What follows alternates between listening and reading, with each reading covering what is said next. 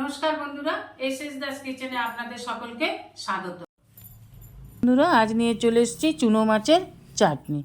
ওভেনে কড়া বসিয়ে দিয়ে দেবো সাদা তেল, দিয়ে দেবো 5 ফোড়ন আর শুকনো লঙ্কা।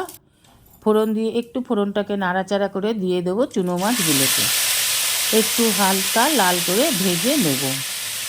ভিডিওটি ভালো লাগলে বন্ধুরা অবশ্যই একটা লাইক, কমেন্ট, সাবস্ক্রাইব করার অনুরোধ রইল। পাশে থাকা বেল আইকনটিতে ক্লিক করে দেবেন নিউ ভিডিওর আপডেট পাবার জন্য। হালকা লাল করে মাছগুলোকে ভেজে নিয়েছি, দিয়ে দিলাম রাঙালু কুচি, মূলো কুচি। একটা রাঙালু একটা মূলো আমি এখানে নিয়েছি। এবার ভালো করে মাছ আর মূলো রাঙালু ভালো করে কষে নেব। কষে নিয়ে দিয়ে দেবো পরিমাণ মতন লবণ আর হলুদ গুঁড়ো। লবণ দিলেই মূলো আর রাঙালুটা নরম হয়ে যাবে। এবার ভালোভাবে একটু কষে নিয়ে যখন ভাজা ভাজা হয়ে আসবে দিয়ে দেবো পরিমাণ মতন জল দিয়ে দেবো ঢাকা। 5 মিনিট ফুটে গেলে ঢাকা খুলে দিয়ে দেবো তেঁতুল গোলা জল।